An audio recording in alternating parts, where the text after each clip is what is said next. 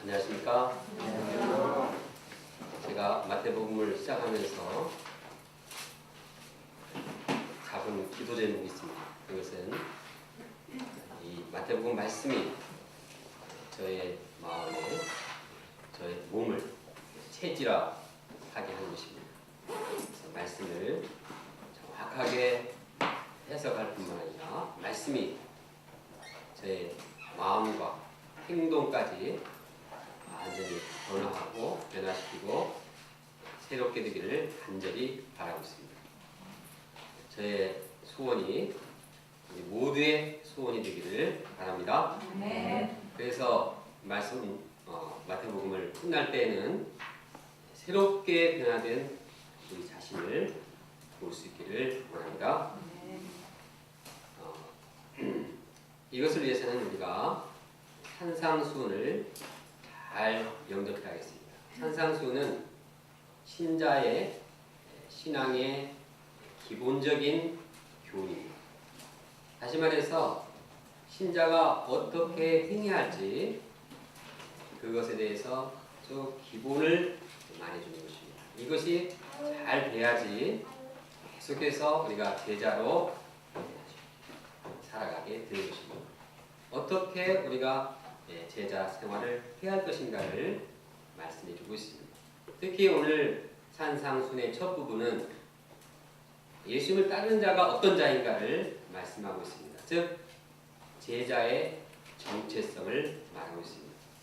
우리가 오늘 말씀을 영접하고 실천함으로써 우리 인생이 새롭게 되고 또 많은 세상 사람들에게 변화시키는, 세상 사람들을 변화시키는 이러한 일이 있기를 원합니다. 첫째, 제자는 하나님이 계셔서 복된 자입니다. 예수님께서 우리를 보시면서 산에 올라가셨습니다. 그때 제자들이 예수님께 나왔습니다. 예수님께서는 그들에게 팔복의 도를 가르치고 계십니다. 팔복의 도라는 것은 어떤 자가 복이 있는 자인가 8가지로 그 말씀을 하는 내용입니다. 이 팔복의 내용을 한마디로 제자는 하나님이 계셔서 복된 자다 이렇게 요약할 수 있습니다. 우리가 다 같이 한번 따라서 해보겠습니다. 제자는 하나님이 계셔서 행복한 자다. 시작. 하나님이 계셔서 행복한 자다.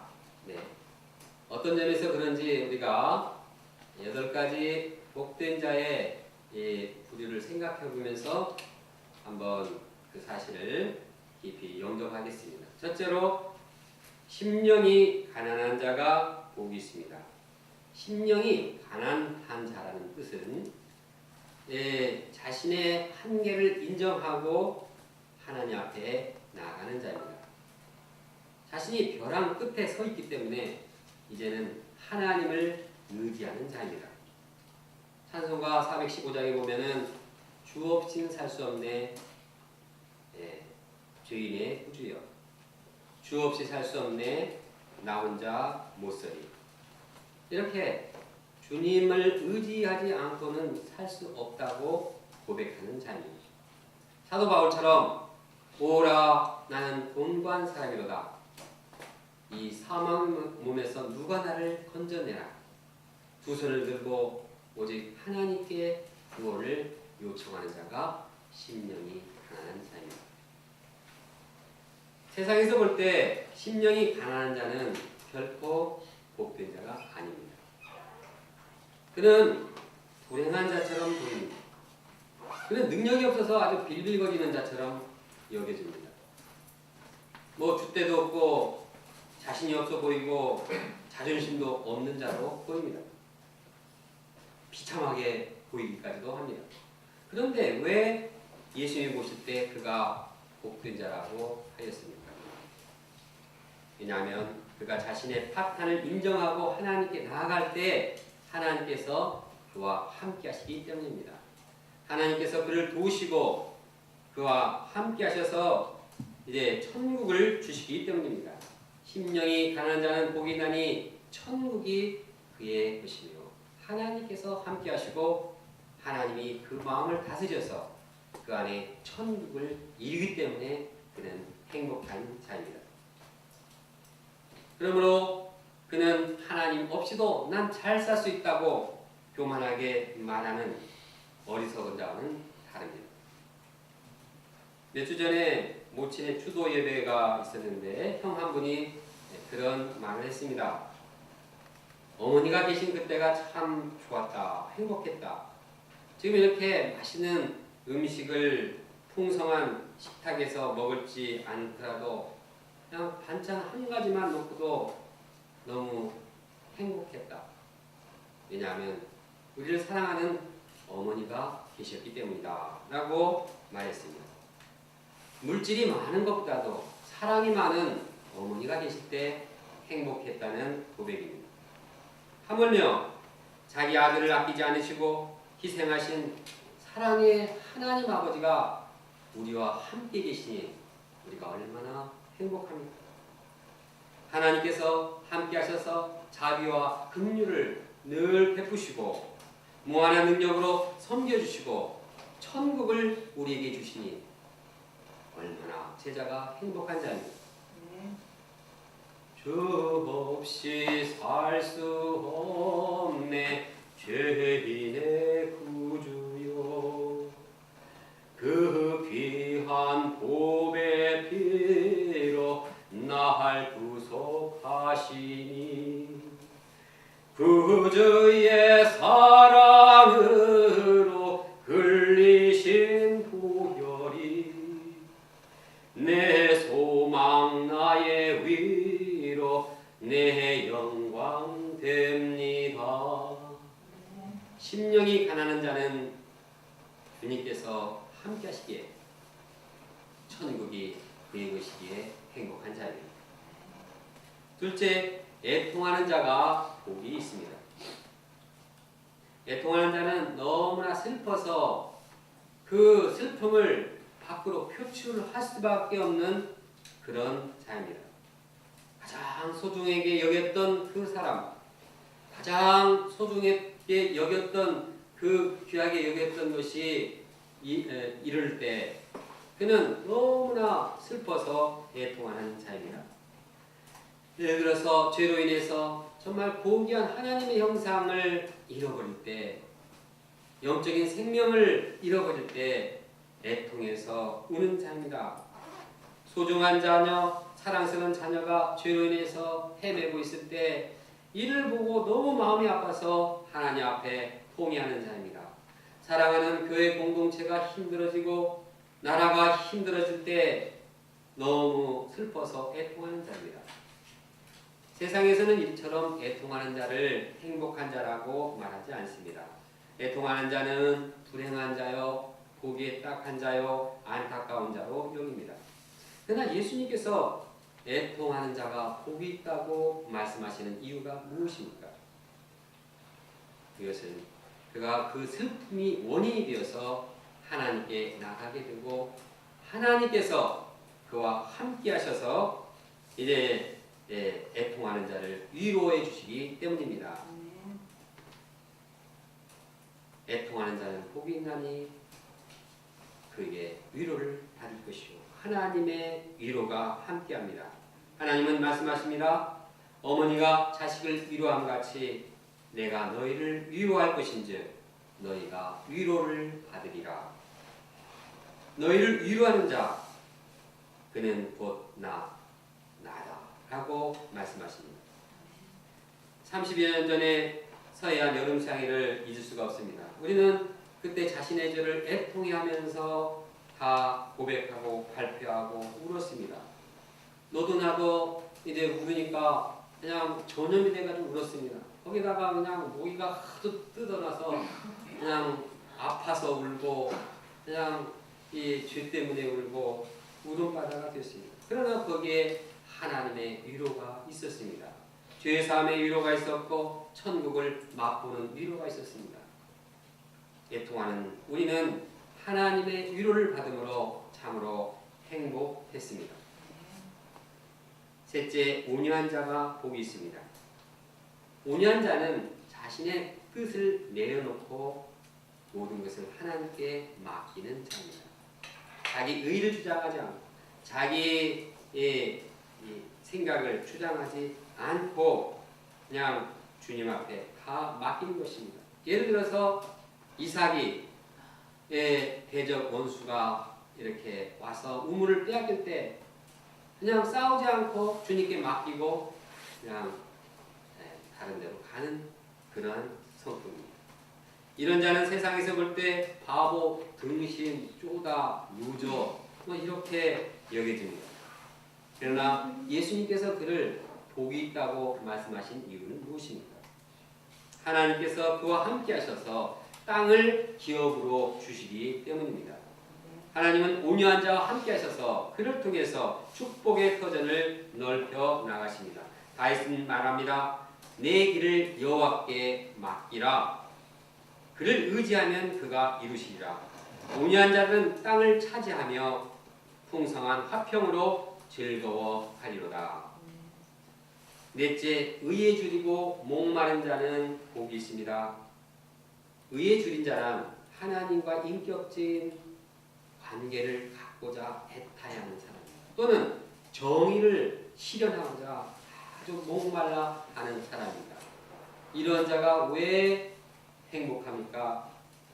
하나님께서 그와 함께 하셔서 이제 하나님과 인격적인 관계를 갖게 하시고 그의 영혼을 만족케 하시고 채워주시기 때문입니다.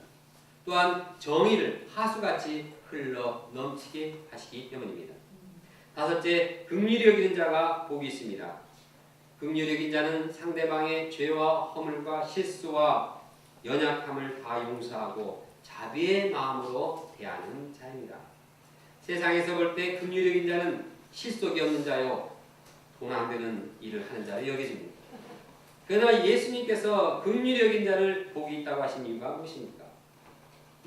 하나님께서 그와 함께 하셔서 이제 그가 긍휼히 여긴 것보다 더 큰 긍휼로 축복해 주시기 때문입니다. 여섯째, 마음이 청결한 자는 복이 있습니다. 마음이 청결한 자는 하나님을 향해서 한 마음을 가진 자입니다. 하나님을 향해서 순수하고 충성되고 헌신된 그런 자세를 가진 사람입니다. 세상에서 볼 때 이렇게 하나님을 향해서 한 마음을 가진 사람은 참 융통성이 없는 자요, 외골수요, 정말 한쪽으로 막힌 자요, 답답하고 참 불행한 자라고 불립니다. 그러나 예수님께서 그에게 복이 있다고 하신 이유가 무엇입니까? 이런 그에게 하나님께서 함께 하시고 하나님을 그에게 직접 보여주기 때문입니다. 일곱째, 화평케 하는 자는 복이 있습니다. 화평케 하는 자는 화평케 하시는 하나님을 영접하고 화평을 실천하는 자입니다. 세상에서 볼 때 화평케 하는 자는 괜히 남의 일에 간섭하고 참견해서 손해보는 자를 여겨집니다. 이런 자에게 사람들은 할 일 없으면 집에 가서 발 닦고 자라고 이제 충고합니다. 그러나 이러한 자가 복된 이유가 무엇입니까? 하나님의 자녀라고 불릴 것이기 때문입니다. 신의 자녀다. 이것은 가장 명예로운 불리움입니다. 여덟째, 의를 위하여 박해하는 자는 복이 있습니다. 그는 예수를 위해서 욕을 얻어먹고 미움을 받고 상처를 받는 자입니다. 세상에서 이러한 자를 볼 때 이는 불쌍한 자요 억울한 자로 여겨집니다. 그러나 그가 복된 이유는 무엇입니까? 하나님께서 그와 함께 하셔서 그에게 더 큰 미래의 상급을 주시고 우리가 존경하는 선지자로 여김을 받기 때문입니다. 이상 예수님을 따른 자의 복된 이유는 한결같이 하나님께서 그와 함께 하시기 때문입니다. 하나님께서 함께 하셔서 그분의 임재를 체험하고 그분의 도우심을 받고 그분이 주는 영원하고 큰 상급을 덧입기 때문입니다. 그래서 그들은 진정으로 복된 자인 것입니다. 반면에 이들은 세상에서 말하는 복된 자들과 다릅니다. 세상에서 말하는 복된 자와는 대조적입니다. 이것이 세상 사람들과 제자들의 분명한 대조점입니다. 세상 사람들이 추구하는 행복을 가느냐, 예수님을 따르는 자들의 행복을 가느냐, 그것이 우리와 세상 사람들과 다른 점입니다. 그런데 안타까운 일은 많은 신자들이 팔복의 도를 버리고 세상의 복을 추구하고 있다는 사실입니다. 참으로 산상수훈 말씀은 너무나 좋고 너무나 참 아름답고 감동적이라고 말하지만 그러나 실제적으로 그 말씀대로 행복을 추구하는 사람들이 적습니다. 과연 우리는 어떻습니까? 우리가 예수님께서 언급하신 복된 자가 되고자 정말 그 마음을 잃지 않고 있습니다. 아니면 세상에서 추구하는 복된 자가 되고자 그런 마음이 강합니까? 아니면 두 방향을 왔다 갔다 하면서 질팡질팡 그냥 범민하고 갈등하고 그냥 세상의 복을 추구하다가 말씀 보면 또 말씀의 복을 추구하다가 양다리가 찢어지고 고통을 당하고 있습니다. 사실 이렇게 말하는 저도 오직 예수님이 추구하는 예수님이 말씀하신 축복을 추구하고 있다고 자신 있게 말하기가 힘듭니다. 그러나 우리가 마태복음 말씀을 공부하면서 정말 이 팔복의 도를 마음에 음미하고 영접하고 이 도를 따라서 살고자 결단하고 실천해야겠습니다. 이 길이 우리가 세상으로 향하지 않는 제자의 길입니다. 이 길이 우리에게 있어서 하나님께 함께 하시는 진정한 축복된 삶을 살게 하는 것입니다. 둘째, 제자는 세상의 소금입니다.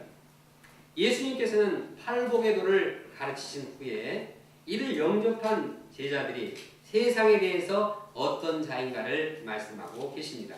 13절을 함께 읽겠습니다. 시작. 너희는 세상의 소금이니 소금이 만일 그 맛을 잃으면 무엇으로 짜게 하리요? 후에는 마음 쓸데없어 밖에 버려져 사람에게 밟힐 뿐이라. 예수님은 제자들이 세상의 소금이라고 선포하고 있습니다. 세상에서 소금입니다.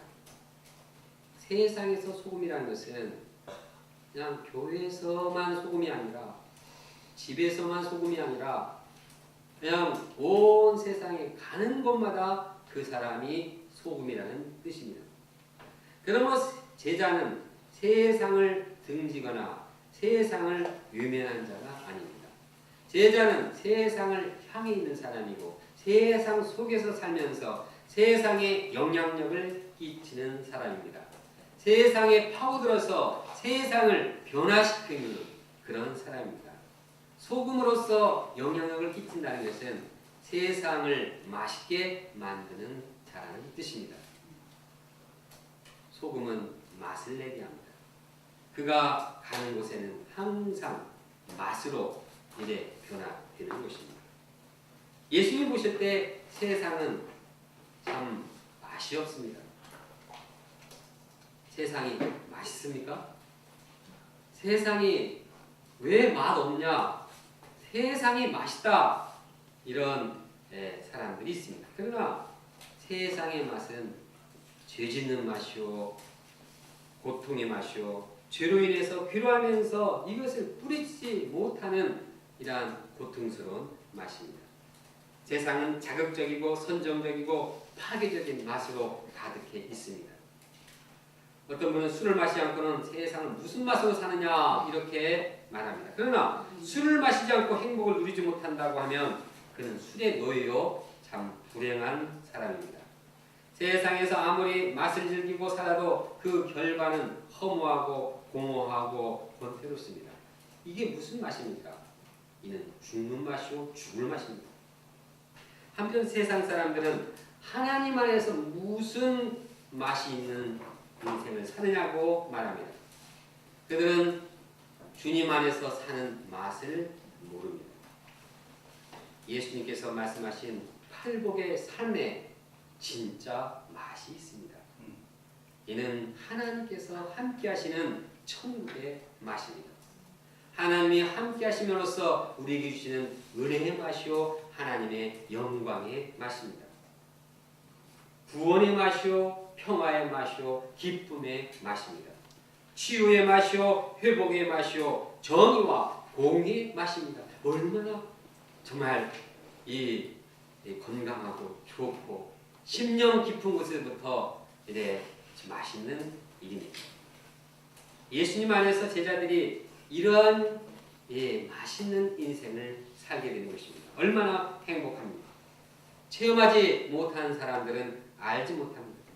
그냥 맵고 짠 음식을 좋아하는 사람은 그냥 진짜 맛있는 음식 맛을 모르는 것처럼 세상 맛에 중독된 사람은 정말 이 주님이 주시는 맛을 모릅니다. 그러다가 죽습니다. 정말 술을 마시지 않고도 술을 마신 이상으로 영혼 깊은 곳에서 나오는 이러한 행복을 누린 자, 이 사람들이 세술에 취한 자요 진정으로 행복한 자입니다. 우리가 소금으로서 맛있는 삶을 살기를 원합니다.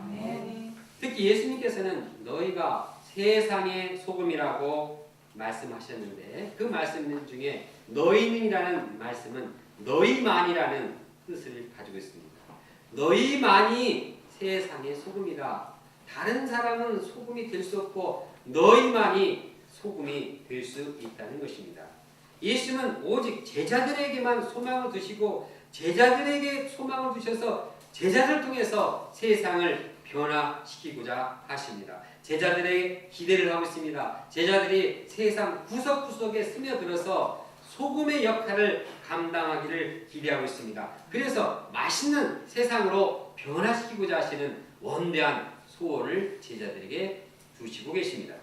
그러므로 우리 제자들은 팔복의 도를 마음에 영접하고 우리가 지내는 곳에서 소금의 역할을 감당해야겠습니다. 그때 우리가 가는 곳마다 맛있는 세상으로 변화될 것입니다. 특히 우리가 말을 할 때에도 소금의 맛을 이제 nen과 같이 해야 합니다. 골로새서는 말합니다. 너희 말을 항상 은혜 가운데서 소금으로 맛을 nen과 같이 하라. 말을 해도 어떻게 하면 소금같이 맛을 냅니까? 은혜로 하라고 했습니다. 하나님의 사랑, 하나님의 은혜를 덧입고 그 마음에 하나님의 참 긍휼이 함께할 때 그 말도 참 소금처럼 맛있게 되는 것입니다. 제자들이 은혜롭게 말하면 마치 소금을 넣은 것처럼 맛이 납니다. 그럼 우리가 이제 대화를 할 때도 은혜로운 말을 해서 참 거기에 이제 참 재미가 있고 맛이 나는 대화의 장을 펼쳐야겠습니다. 우리가 주일 예배 끝나고 펠로시ፕ 할 때도 그냥 속에 있는 불평, 원망, 막 부정적인 말 하지 말고 하나님께 주신 말씀의 은혜를 참 나눌 때 이것이 이제 소금이 되어서 얼마나 더 은혜 위에 은혜가 넘치게 됩니다. 여기에 우리 내면이 변화되고 우리 공동체가 변화되고 또 이러한 맛이 캠퍼스에 새롭게 될 것입니다. 우리가 소금으로서 가정에 있으면 가정이 살맛이 납니다. 가정에 거룩한 맛이 나고 화평의 맛이 나고 사랑의 맛이 나고 또 위로가 맛이 나고 격려의 맛이 납니다. 그런데 어떤 분은 집에 가면 만일은 소금입니다.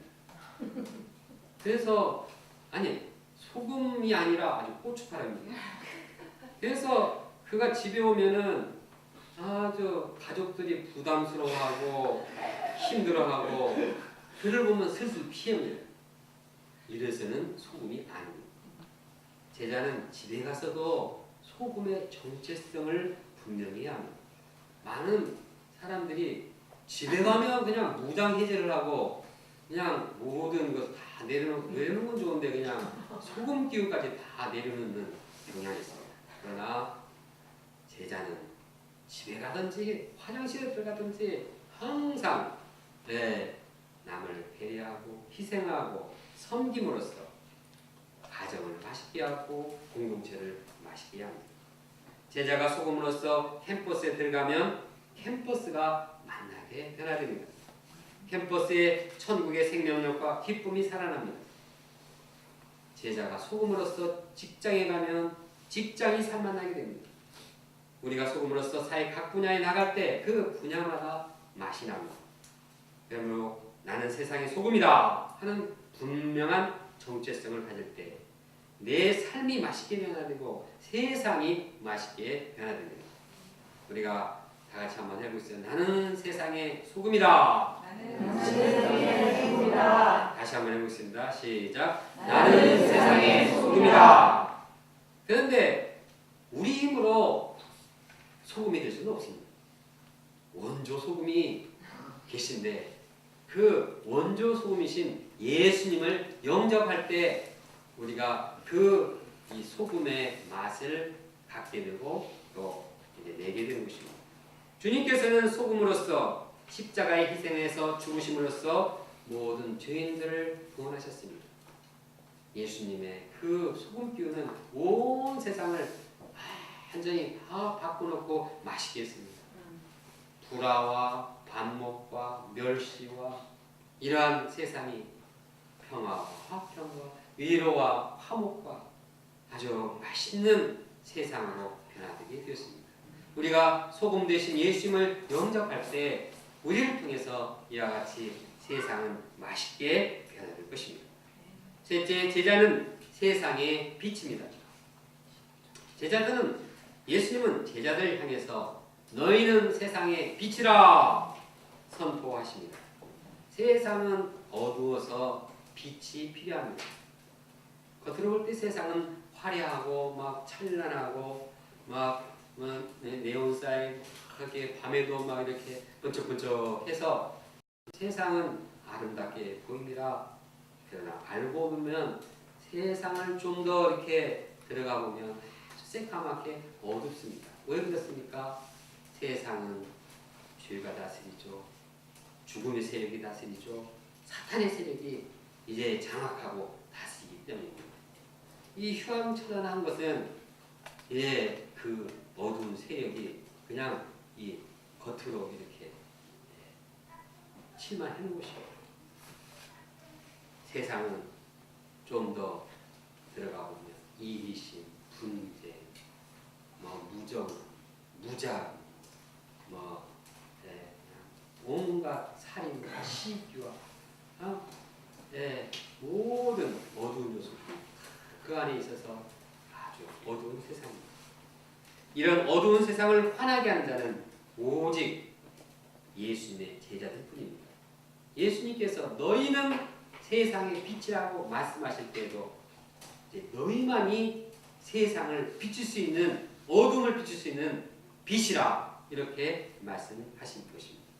팔복의 돌을 소유하고 그 소유한 제자들이 그대로 세상에 나가서 그 축복을 그 도를 실천하고 증거할 때 그 세상이 빛으로 변화됩니다. 다른 길은 없습니다.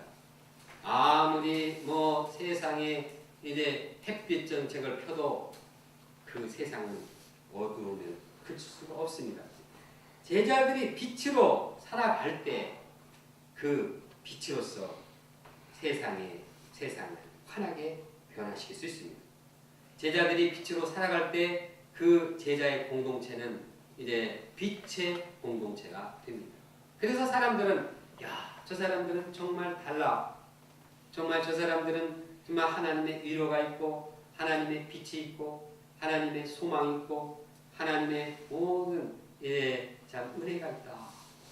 그래서 그 제자의 공동체를 사모하고 그 제자의 공동체를 동경하게 되는 것입니다. 그래서 사람들은 이제 자기도 하나님을 섬기는 이러한 자가 되는 것입니다.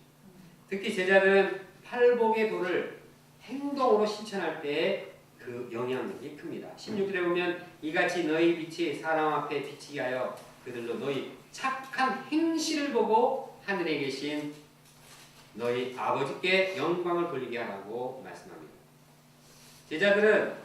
사람들은 제자들의 말을 통해서 영향도 받지만 실제적으로는 제자들의 행동을 보면서 더 큰 영향을 받습니다.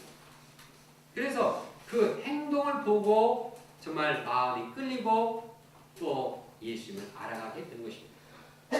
우리 선교지의 현지인들은 그런 말을 합니다. 자신이 선교사님들과 함께 이렇게 신앙생활을 하는 이유는 선교사님들이 말을 잘하기 때문이 아니라 오히려 현지인들이 볼 때 그들이 영어를 쓰고 스페인어를 쓰면 도대체 무슨 말인지 알아들 수가 없다고 합니다. 또 알아들어도 너무나 좀 듣기가 힘들다고 합니다. 그런데도 왜 선교사님들을 따르면서 순종하면서 신앙생활을 합니까? 그분들의 이제 말씀을 실천하는 그 행동을 통해서 그렇게 하는 것입니다. 선한 행실을 통해서 하나님께 영광을 돌리게 되는 것입니다. 예수님은 제자의 우리를 세상의 빛으로 삼으시고 세상을 변화시키고자 하십니다. 어두운 세상에 우리 밖에는 소망이 없다고 하십니다. 이것은 참 부담스러운 말입니다. 어떻게 우리 연약한, 우리 부족한 우리에게 세상의 빛으로 우리에게 모든 짐을 이제 다 맡기십니다. 그러나 이것은 놀라운 축복입니다. 이것은 놀라운 소망입니다. 왜냐하면 우리도 이러한 의미 있는 인생, 빛든 인생, 세상을 변화시키는 인생을 살기 때문입니다.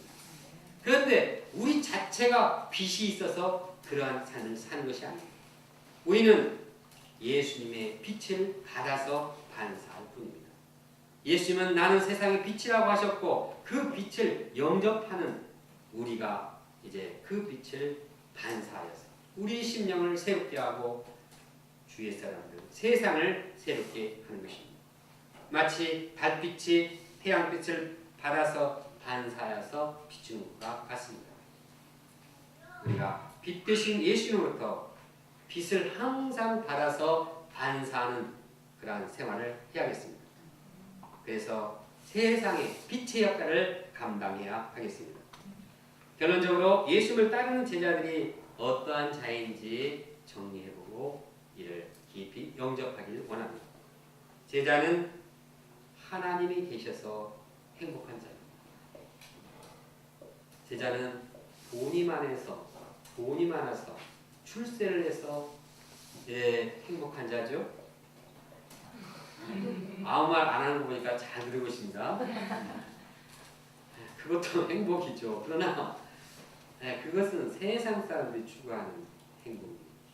그것은 우리 하나님께 함께 하실 때 그냥 보너스로 주는 것이지 그것이 진정한 행복이 아닙니다. 그냥 안 주셔도 그냥 좋습니다. 주시면 더 좋죠.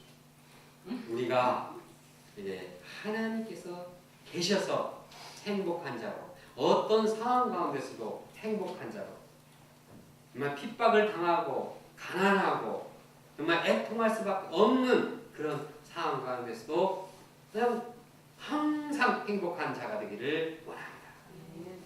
제자는 항상 어디에서나 행복한 자입니다. 항상 감사하고 항상 주님과 함께한 은혜를 이제 감사하는 행복한 자입니다. 또한 제자는 세상의 소금과 빛입니다. 제자는 하나님으로부터 하나님께서 함께 하셔서 이제 우리 인생의 맛을 참 나게 하고 또 빛이 나게 하는 은혜의 삶입니다. 그리고 이 소금과 빛의 역할을 세상 가운데서 이제 실천하여서 온 세상을 변화시키는 이러한 축복된 자입니다. 우리가 세상의 소금과 빛으로서의 정체성을 가지고 나를 새롭게 하고 세상을 변화시키는 축복된 인생을 살기를 간절히 기도합니다. 네. 다 같이 13절과 14절 말씀을 함께 읽겠습니다. 시작. 너희는 세상의 소금이니 소금이 만일 그 맛을 잃으면 무엇으로 짜게 하리요. 후에는 아무 쓸데없어 다만 밖에 버려져 사람에게 밟힐 뿐이니라. 너희는 세상의 빛이라. 산에 있는 동네가 숨기지 못할 것이요. 기도하겠습니다.